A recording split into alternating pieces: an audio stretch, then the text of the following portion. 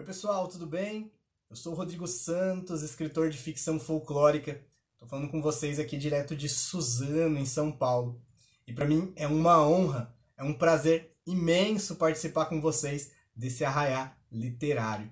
Achei a ideia fantástica, realmente muito bacana ter um momento voltado para a literatura, para os livros, para a escrita. É uma ideia fenomenal. Quando a professora Juliana me chamou, eu me senti extremamente honrado e comecei a pensar um pouquinho o que eu podia compartilhar com vocês nesse momento. E aí é disso que eu quero conversar um pouquinho sobre a minha história, sobre a minha trajetória literária e um pouquinho de como eu fui entrando para o mundo dos livros. Acho que vai ser um bate-papo interessante para a gente pensar aí um pouquinho sobre os nossos sonhos, aquilo que a gente espera para a nossa própria vida.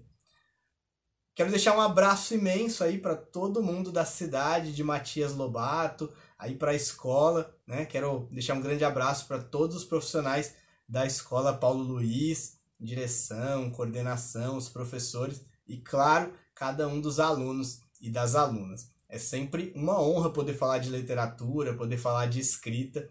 E, entre tantas dores, tantas coisas ruins da pandemia, ela trouxe uma coisa para a gente positiva, se a gente pode dizer assim, que é esses momentos de interação, né? Eu estou aqui sentado em Suzano, na Grande São Paulo, e estou conversando com vocês aqui em Minas Gerais, como se a gente estivesse na mesma sala, no mesmo ambiente. Todo esse momento super difícil proporcionou para a gente perceber que a gente podia encurtar o mundo. Então, nesse momento, esses quase 2 anos de pandemia aí, que impediram a gente de se aproximar das pessoas, acabaram mostrando pra gente o quanto a gente tem necessidade de estar perto, de fazer comunhão entre a gente, não é verdade? E os livros são um jeito bem bacana de fazer isso. Quando você lê um livro, em certo sentido, você está lendo a mente de um autor. É quase um superpoder poder ler um livro. Você consegue ler aquilo que um autor pensou. E muitas vezes, de uma maneira muito interessante, o leitor dá novas perspectivas para o livro que o autor nem mesmo imaginou. Essa é uma das coisas que eu mais gosto quando alguém diz para mim que lê um livro meu e a pessoa começa a explicar o que ela entendeu, o que ela colocou dela dentro do texto. Isso sempre me faz muito feliz, porque as pessoas têm ideias que eu nunca tinha imaginado e a gente vê o poder da literatura de unir pessoas diferentes, pensamentos diferentes. Como eu disse para vocês, meu nome é Rodrigo, eu tenho 35 anos, sou casado, tenho 2 filhas e eu posso dizer que eu sou um escritor tardio. Eu fui um escritor tardio, comecei um pouco mais tarde a escrever, a publicar meus livros. Eu publiquei o meu primeiro livro, meus livros estão aqui do lado, ó, eu tenho alguns livros publicados já. Eu publiquei o meu primeiro livro, Anicejara e a Pedra do Trovão, não faz muito tempo. Eu publiquei ele no ano de 2018, 19. Eita, agora eu me perdi no tempo. Mas eu publiquei ele antes da pandemia. Eu acho que 2019 mesmo. Eu já tinha mais de 30 anos quando eu fiz a publicação. E ele partiu de uma ideia, de uma brincadeira, de uma atividade que eu fiz com as minhas filhas. Em um ano a gente montou um jogo juntos. Eu queria debater com elas ali um pouco de matemática, alguns conceitos, e eu achei que fazer um jogo seria interessante. Eu sempre fui muito aficionado por folclore, então era um jogo sobre a Yara. Era um joguinho bem simples, a ideia era que você controlava a sereia Yara e você tinha que pegar umas moedas num rio. A gente montou esse jogo, a gente publicou junto e foi bem legal. Então no ano seguinte eu quis fazer um projeto novo com elas. E aí o projeto foi fazer um livro. A gente pensou em fazer um livro e eu queria que elas entendessem como um livro era feito. Como um livro vira um livro, né? Como uma história vira um livro. E aí foi isso que a gente fez. Eu peguei uma história que ela estava na minha cabeça já há muito tempo. Já tinha mais de 10 anos que eu pensava em como produzir algo com essa história. Então, a princípio, eu tinha pensado em fazer um jogo, acabou não dando certo. E aí essa história ficou ali na minha cabeça e eu não conseguia utilizar ela para nada. Quando a gente resolveu fazer o livro, eu resolvi utilizar. E era a história de Anicejara e a Pedra do Trovão. A história é muito simples, assim, só para você entender do que ela fala. Ela é a história de um jovem indígena que vive numa aldeia, ele tem problema com o pai dele, ele tem algum problema de relação ali, alguns problemas, e em determinado momento, uma série de eventos coloca ele numa jornada para salvar toda a aldeia. Ele precisa ir atrás do deus Karamuru para restaurar o poder de uma pedra, a Pedra do Trovão, que protege a aldeia dele das criaturas mágicas que vivem por ali. Então ele sai em busca do deus Karamuru para restaurar esse poder, e nessa busca ele vai precisar enfrentar Curupira, Caipora, Lobisomem, a própria Yara, Saci e vários outros personagens. A minha ideia sempre foi apresentar os personagens do folclore um pouco fora do que a gente está acostumado. A gente costuma ouvir as lendas do nosso folclore e elas têm sempre mais ou menos o mesmo tom. Então, o que eu quis fazer foi uma ficção em cima desse folclore. Queria apresentar para os nossos leitores, para as nossas leitoras, as possibilidades do nosso folclore. Não é nada de revolucionário, né? A gente tem vários autores que fazem isso. Inclusive, a gente tem o famosíssimo Sítio do Pica-Pau Amarelo, né? Do Monteiro Lobato. E ele já fazia isso, pegar esses personagens e dar uma outra estrutura de história para eles. A ideia era mais ou menos a mesma, mas foi muito interessante para mim a recepção desse livro, porque eu não imaginava que ele chegaria tão longe, e acabou que muita gente gostou, ele foi trabalhado em escolas, muita gente comprou, teve uma ótima recepção, e isso acabou me animando para escrever mais, isso acabou me animando a continuar escrevendo. E aí, essa é a primeira coisa que eu queria trazer para você nesse nosso bate-papo. Essa ideia de que nunca é tarde para a gente viver um sonho, né? Eu sempre gostei muito de livros, de história, do folclore, como eu disse, eu sempre gostei de contar histórias, mas eu nunca tinha imaginado que eu podia escrever um livro. Escrever um livro parecia uma coisa extremamente distante de mim. E depois dos 30 anos, como eu disse, já um escritor tardio, já era bem madurinho ali, né? Já era um senhorzinho, digamos assim, casado, 2 filhas, foi quando eu tive essa oportunidade de publicar um livro. E sabe quantas vezes na nossa vida a gente acha que não pode fazer mais alguma coisa porque já passou do tempo, porque a gente já está muito velho para isso. E aí eu quero dizer para você, se joga, meu amigo, se joga, minha amiga, vai atrás dos seus sonhos, porque dá. E isso é uma coisa muito interessante porque durante toda a minha vida profissional, eu nunca consegui de fato me ver como aquela função que eu exercia. Eu sou funcionário público, eu também trabalho em escola, sou secretário de escola, e apesar disso eu nunca me vi como um secretário, né? Eu faço essa função, eu desempenho essa função, mas eu não me vejo como esse profissional.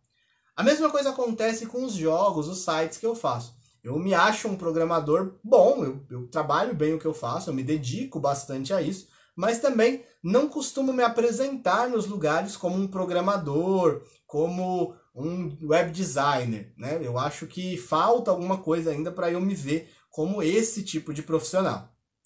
Agora, desde a primeira vez que eu escrevi, que eu publiquei o meu livro, aí eu me encontrei. Daí eu me vi como o escritor. Tanto é que você viu que, como que eu me apresentei no começo, como Rodrigo Santos, escritor de ficção folclórica. Eu me encontrei nisso, como aquilo que eu de fato sou, né? E, de novo, muito interessante porque eu já tinha mais de 30 anos quando eu tive esse encontro com essa profissão, né? Com essa visão de profissão, de profissional que eu tenho para mim. Então eu sempre gosto de dizer isso para as pessoas, gosto de dizer que se você tem um sonho, se você tem uma vontade, se você procura algo que você acha importante para você, é muito importante que você acredite nesse sonho, que ele é possível. E eu digo isso para várias formas, e digo isso principalmente para quem pensa em escrever, em contar uma história. Eu gosto de dizer, em todas as escolas onde eu falo, em todos os lugares que eu tenho oportunidade, que eu acredito de verdade que todo mundo pode escrever. Todo mundo tem uma história para contar. Todo mundo ouviu uma história, viveu uma situação que com certeza dá um belíssimo livro. E aí basta que você escreva, para que o mundo possa se encantar com essa história também. É claro que para escrever um livro, a gente precisa se dedicar, né? Você precisa estudar sobre o tema, você vai precisar estudar um pouco sobre o próprio livro, você vai precisar entender como fazer isso, entender um pouco sobre narrativa. Eu não quero dizer que é simplesmente sentar e começar a despejar palavras no papel. Mas o que eu quero dizer é que não é nenhum bicho de 7 cabeças também. E todo mundo pode escrever. Afinal, todos nós conhecemos diversas histórias, temos as nossas próprias histórias, não é verdade? Se eu pudesse agora abrir a câmera aqui para você contar um pouco da história da sua vida, com certeza você teria histórias maravilhosas. Histórias de como seus filhos nasceram, histórias da sua volta para a escola, né? Tudo isso seria uma grande jornada do herói. Você está lá na sua casa e de repente por algum motivo você precisou voltar a estudar, você precisou vir para a escola. E vir para a escola demandou coragem, demandou uma atitude propositiva sua de enfrentar de novo o banco da escola, as matérias difíceis, e aí você encontra aliados, os amigos de sala de aula, os professores, você encontra inimigos, né? Às vezes a matemática, a matéria de literatura ali é difícil, parece que você não vai conseguir, você enfrenta tudo isso e colocando um pouquinho aí de fantasia, isso daria uma mega história, né? A gente tem vários livros aí sobre escola, tem séries sobre isso, e é sempre muito interessante. Bom, meus livros estão aqui do lado, e aí eu queria falar um pouquinho deles para você, falar um pouquinho sobre o que eu escrevo, sobre o que é literatura folclórica. Basicamente, o que eu faço é o seguinte, eu pego histórias que fazem parte do nosso folclore, lendas, contos, contações, e eu trabalho com elas criando uma nova história. Então, na verdade, eu não sou um folclorista, né? Um folclorista colhe as histórias como o povo conta e transforma ela em textos, em livros, para divulgar esse folclore. O que eu faço é um pouquinho diferente. Eu colho essas histórias e a partir dela eu conto novas histórias para deixar as pessoas curiosas para conhecer o nosso folclore, conhecer aquilo que a gente produz nesse nosso Brasilzão. E aí eu vou começar aqui mostrando para você uma coletânea que eu participei. Ó. Essa coletânea aqui, ó. Coletânea de contos de mistério e suspense. Participei dessa coletânea tem um tempinho, tem um conto meu nela. Ela é da Apariri. Se você procurar aí no Google, se você procurar por Apariri, contos de mistério e suspense, você vai encontrar esse livro aqui, com essa capinha. Deixa eu ver se dá para ver melhor. Vamos lá. Né? E ele tem uma série de contos de diversas pessoas. São contos um pouquinho assustadores, alguns mais, outros menos, mas são os contos de mistério, tem uma pegada meio misteriosa. E aí, nessa coletânea, eu coloquei um conto que também está num livro meu. Opa, tá caindo aqui, deixa eu pegar ele. Que também está nesse livro meu aqui, ó.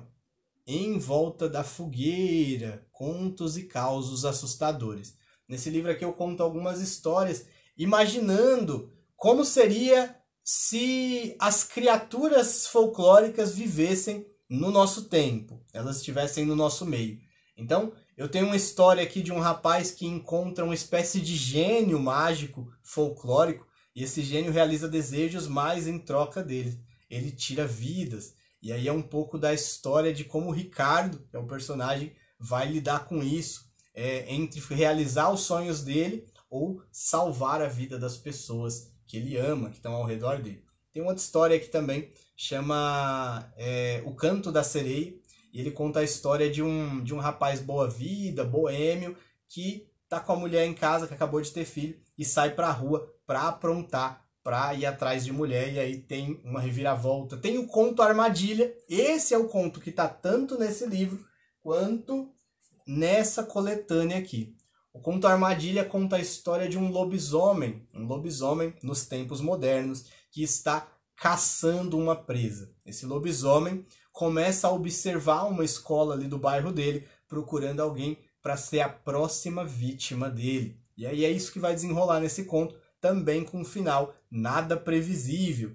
Tem mais um conto que faz bastante sucesso, que na verdade é uma espécie de poesia, que é o De a Seta. Ele conta uma história ali meio na pegada do Dante, sabe? Das histórias da barca do céu, da barca do inferno. E aí ele conta a história de uma pessoa que morre e vai para um outro mundo. E ele encontra o lugar no inferno onde ficam as pessoas que não dão seta no trânsito. Né? É um pouco engraçado, é um pouco anedótico, mas faz bastante sucesso. E o último conto que tem nesse meu livro Em Volta da Fogueira é uma história que meus avós contavam. Meus avós contavam que numa das cidades que eles moravam, eles viam mães douro numa determinada casa e certa vez eles ouviram dizer que existia um tesouro enterrado nessa casa. E aí tem toda a história de como isso é contado. Eu utilizo de um narrador que você fica sempre na dúvida se ele está querendo levar vantagem ou se ele está contando a história de verdade. E esse é o conto. Bom, esses são 2 livros de conto. E eu tenho o meu primeiro livro, que eu falei para vocês, que é o Anicejara e a Pedra do Trovão. Esse aqui é o meu xodó, o meu primeiro livro. Conta a história do Anicejara, que eu falei para vocês que sai numa missão para salvar a tribo dele. E esse foi o primeiro livro que eu escrevi. É um conto um pouco maiorzinho, mas é um livro infanto-juvenil. Ele é bem tranquilinho, bem fácil de ler, né?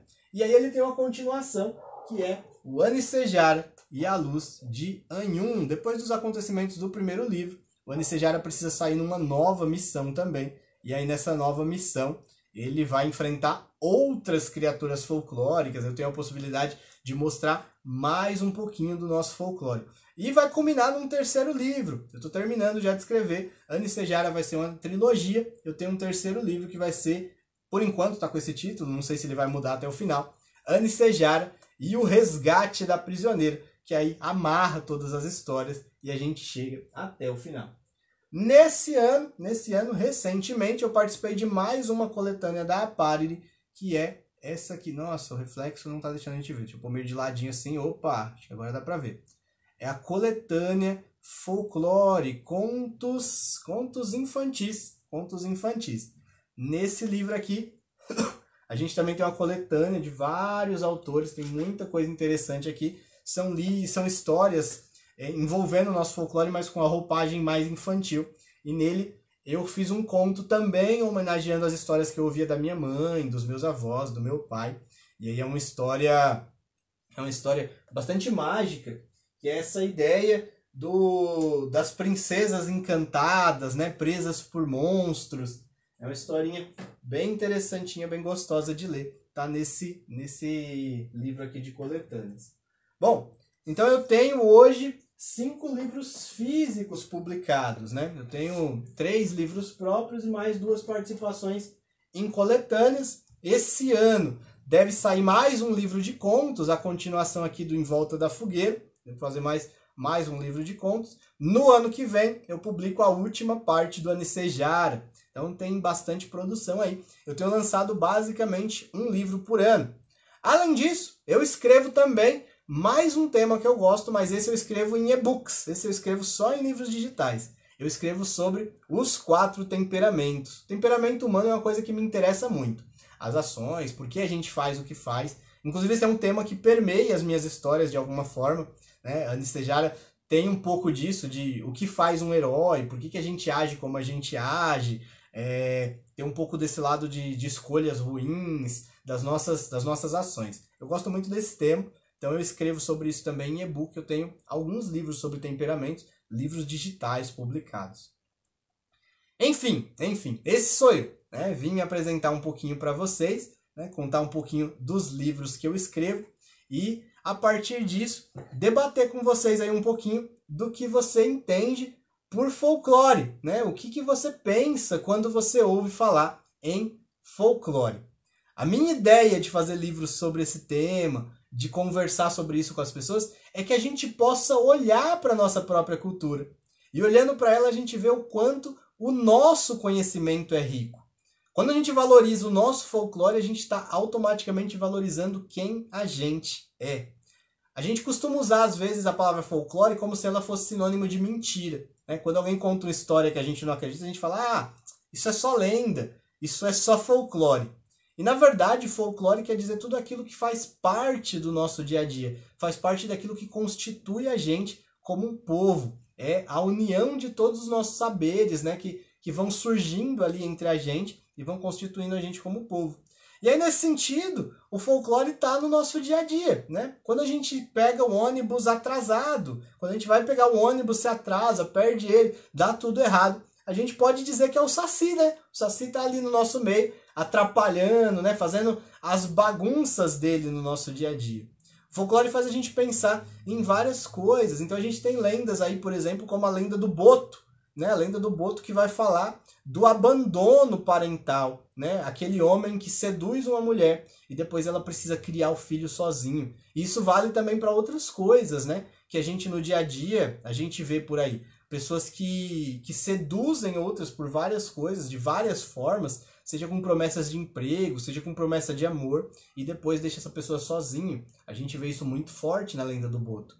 Na lenda da mula sem cabeça, por exemplo, a gente vê a questão da mulher amaldiçoada, ali porque tem uma relação com o padre, e a vítima se torna a culpada, né? A gente tem um pouco dessa discussão também.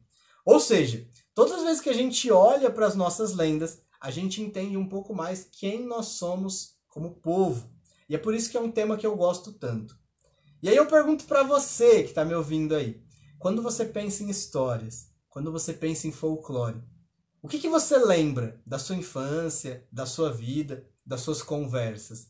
E mais do que isso, o que essas histórias contam sobre você? Você é o que você é também pelas histórias que você ouviu, não é verdade? Se você lembrar daquelas histórias da infância, histórias que você ouvia da sua mãe, do seu pai, dos seus avós, com certeza essas histórias fizeram de você muito o que você é hoje. E aí a gente junta todos esses conhecimentos, e são esses conhecimentos que vão fazer da gente cada vez melhores. Cada vez melhores. E aí por isso é tão importante esse evento que vocês estão fazendo aqui na escola, né? Fazer um arraial literário, valorizar os livros, valorizar histórias, valorizar aquilo que a gente pode ser de melhor. De melhor. Vocês estão de parabéns pelo trabalho. Mais uma vez, deixar aqui o meu agradecimento e o meu parabéns para toda a equipe escolar, toda a equipe, todo mundo, o pessoal que cozinha, o pessoal que limpa, o pessoal de secretaria, professores, o pessoal da direção, todo mundo que trabalha na escola.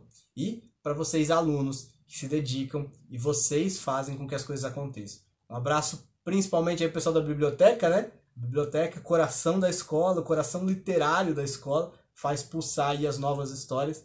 Desejo para vocês um ótimo arraiá, uma ótima festa e ótimas leituras. Que vocês se divirtam sempre mais. E se quiser me procurar, você me encontra na internet como Rodrigo Santos Escritor. Rodrigo Santos Escritor. Estou no Instagram, tem o site, você me encontra no YouTube. E se quiser mandar uma mensagem para mim, vai ser um prazer papear com você. Você manda aí no e-mail e a gente vai conversar um pouquinho sobre histórias. Vejo você num próximo encontro, num próximo momento. Foi um prazer imenso. Um grande abraço e até mais.